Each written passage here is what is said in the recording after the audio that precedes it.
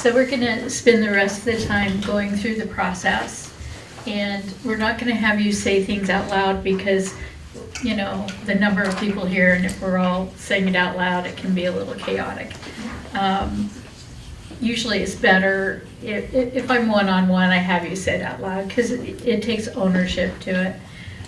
But also, we're just going to keep it, we're going to ask the Lord to keep it low-key since there are so many people here. And I like his shalom. So I will say one thing about the whole door open and close thing. When you're doing this for a while, you get things that don't fit the profile, you know, that don't fit the way that you're used to doing it and all. And for me, it's really very effective about, so is the door shut or not? And usually, if someone says there's a crack, the question you usually ask is, Lord, is there someone I need to forgive? And usually that takes care of it, and then the door is shut. And usually they'll say, my picture of it and my understanding is on the other side of the door is the darkness. We're shutting the door to that. And so if there's a crack, it's darkness coming through. So I'm praying with someone this day, and I said, is the door shut? And it's not, do you literally see that? It's a matter of, do you sense that it's shut? And she said, no, there's light coming through it. And I'm thinking, light's coming through that door? So I go, okay, ask the Lord, is there anyone I need to forgive? And there was, and so she continues on. So do you sense the door being shut? And she said, no, but there's more light. And the Lord, and I'm really confused at this point. It's like, this is not how it's supposed to go.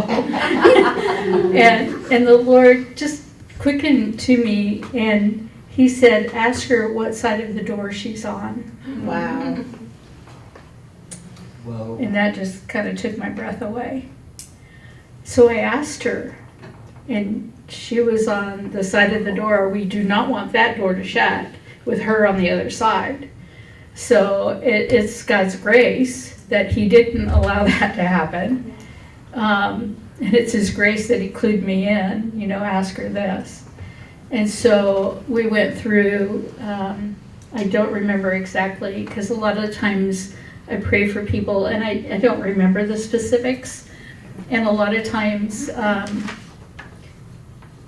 I don't need to know your story to pray for you to be healed. Sometimes you need to tell me the story. So if you need to tell me the story, I'm happy to listen.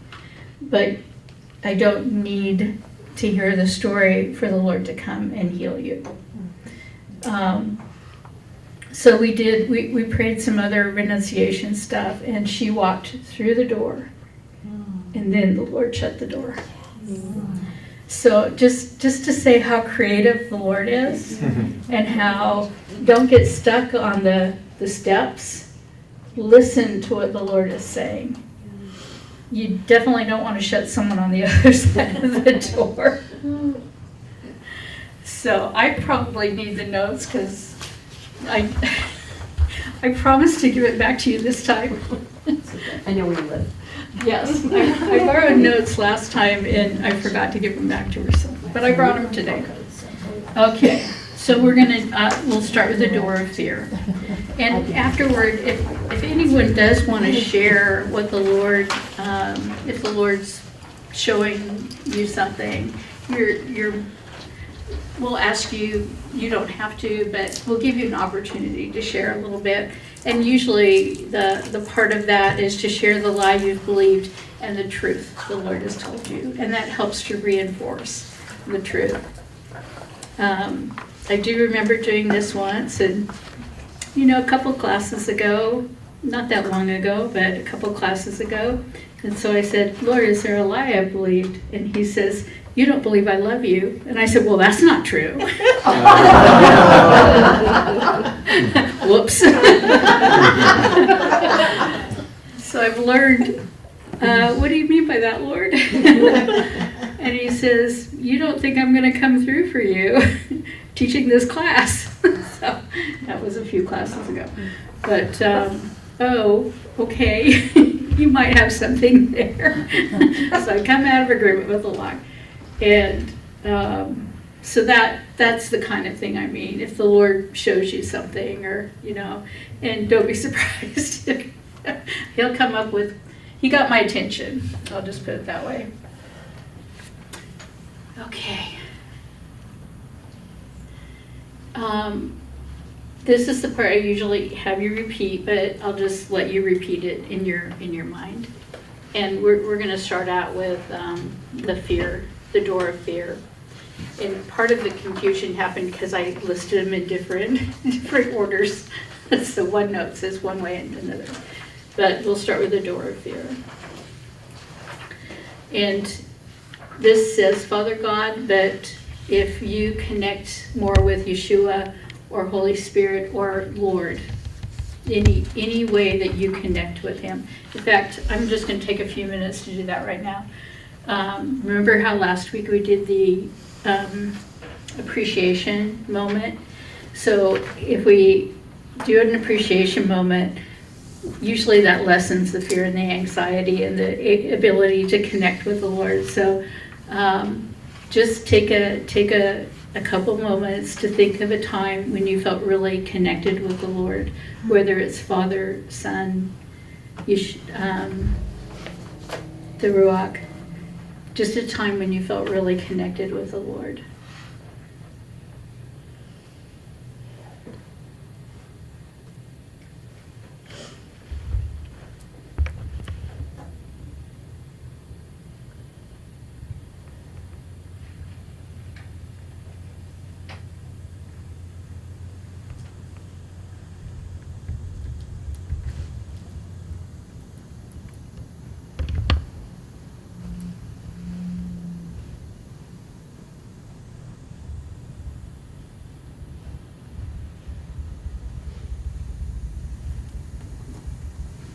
Now go ahead and I'll use the term Lord, so encompasses, if you know one, you know them all. Lord, would you go to the place in my family line where the door to a spirit of fear was first opened?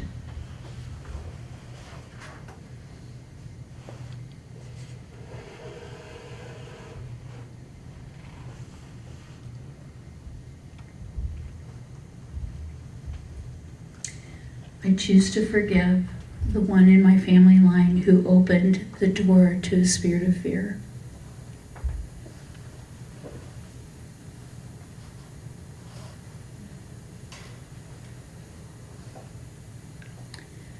I'm going to phrase this next one this way. On behalf of my family line, I ask forgiveness for that door to the spirit of fear being opened.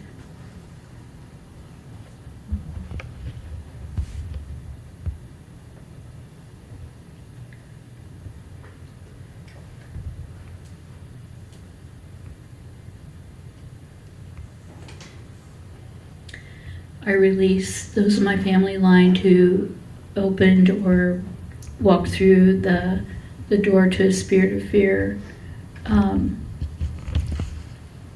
any pain or any consequence that caused me.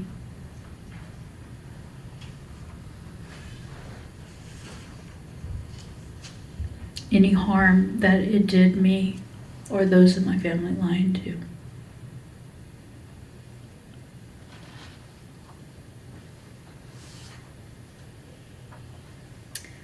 Lord, is there a lie I have believed because of fear?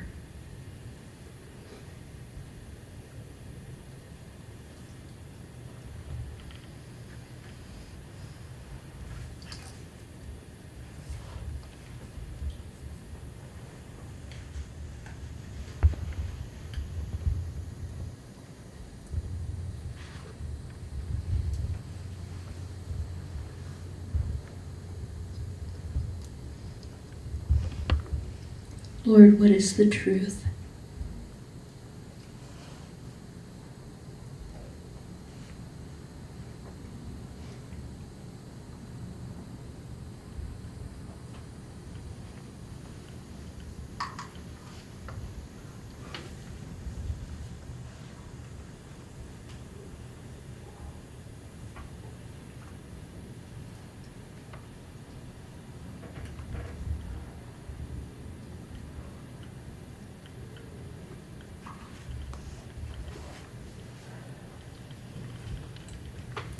I come out of agreement with the lie, which whatever the Lord told you the lie was, just fill in that blank.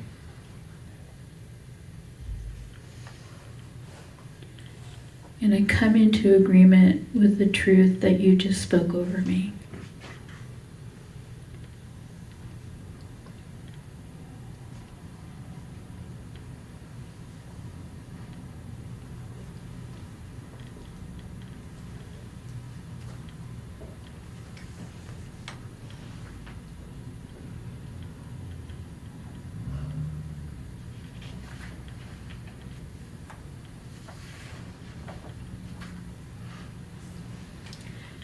I'm going to go through the soul tie part too, because I think there are things to give back and to take back.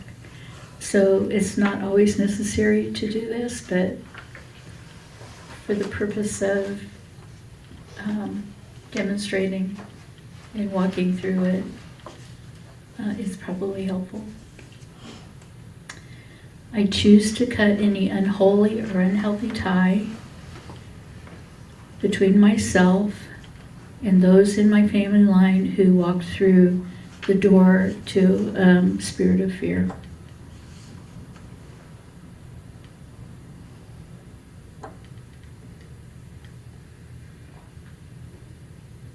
I give back what doesn't belong to me. I give back anxiety. I give back sleeplessness, insomnia.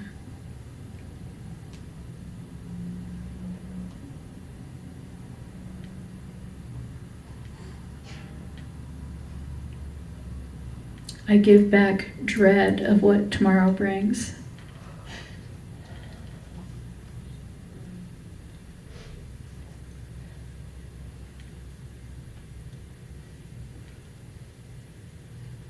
I give back hopelessness.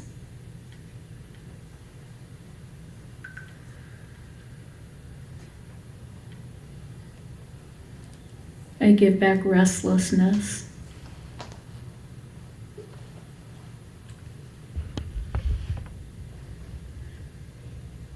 And you can fill in the blank of anything that comes to your mind that you want to give back. Timidity. I give back timidity.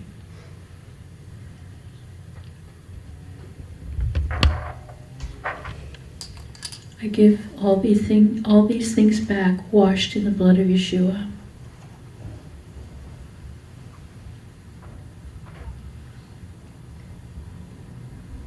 And I take back what belongs to me.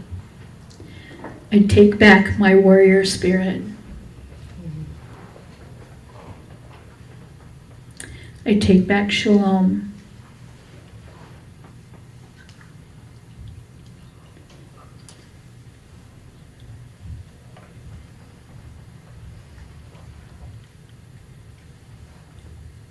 Sometimes if you think of something later, it's okay to go, I give back the effects of fear on my body. So I know I did it out of order, but it just came to mind now. So I give back the effects of fear on my body, all washed in the blood of Yeshua. And I take back a healthy body.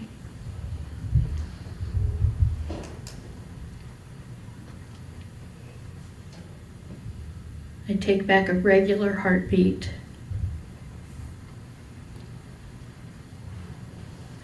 I take back a healthy blood pressure.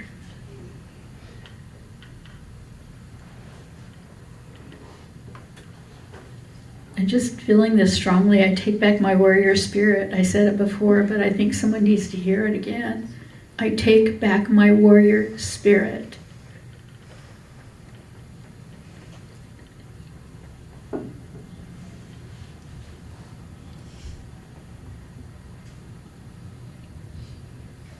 All these things cleansed by the blood of Yeshua.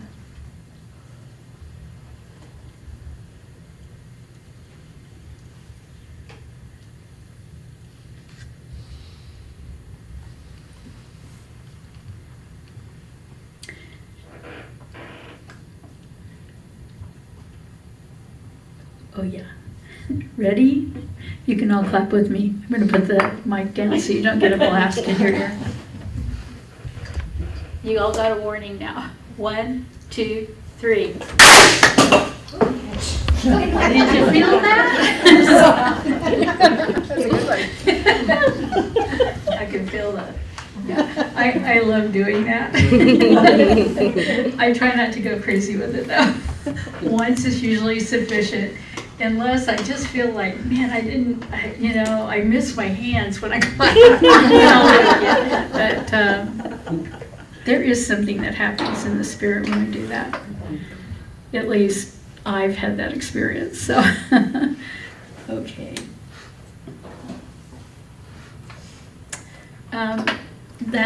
That number 9 there, what do you give me in exchange? I believe that is kind of covered when, what is the truth? When we asked, what is a lie, I believe, and then what is the truth? But, it's on here, and since we're going through it, Lord, what do you give me in exchange for fear? You can just ask him.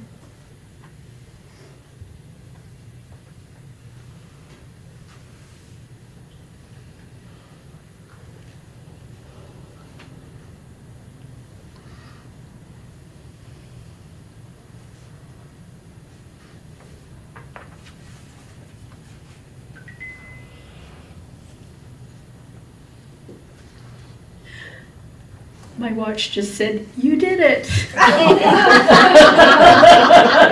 have no idea what I did, but hey, all right. Okay. Is there anyone who'd like to share? Like, no pressure to share, but anyone who'd like to share what they heard the Lord saying? And you don't have to share all of it, but, sharing the truth is nice. I don't know. It's not much.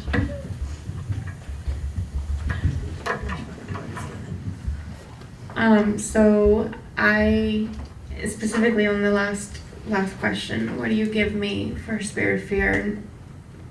Being transparent here, I come from a long line of generational women who lived in fear, and I've battled depression and anxiety to all sorts. And I actually have a new class thing I'm doing tomorrow and Wednesday, and I've been really struggling feeling the nerves all day as the day goes on and on and on. And it's like, it starts at 7 a.m. tomorrow morning sharp, and I'm just like, Lord, I'm scared, but I'm excited, but I'm really scared. And so I was kind of had that in my back of my mind as we're going over this fear, and I'm like, I don't want to be anxious about this. And on that last question, what I give you this fear, Lord, what do you give me? And I immediately heard in my mind a sound mind. I was like, I needed that. So, yeah. That's awesome. Yay. Thanks for sharing that, Tom. Anyone else have anything they want to share? Okay. I can, sure. What part and how much?